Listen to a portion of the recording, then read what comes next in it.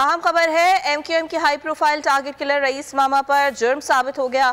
इंसदादी दहशतगर्दी अदालत का रईस मामा को मजमूई तौर पर 60 साल कैद का हुक्म। मुजरिम पर मजमूई तौर पर 3 लाख जुर्माना भी आयद किया गया है। अदालत ने 2 अफराद के कत्ल में मुलजिम को 2 बार उम्र कैद की सजा भी सुनाई है। शाहिद हुसैन हमारे साथ मौजूद है, मजीद उनसे जान लेते हैं। शाहिद, अपडेट कीजिएगा।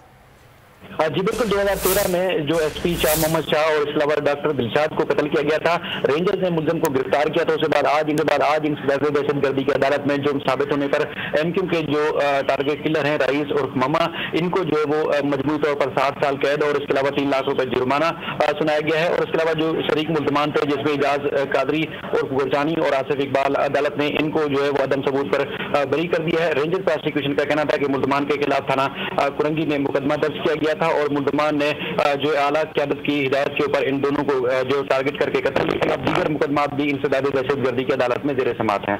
ठीक है, इस बारे में आगाह किया शाहिद, बहुत शुक्रिया आपका। सब्सक्राइब करें और बेल दबाएं ताकि कोई खबर रह न जाए।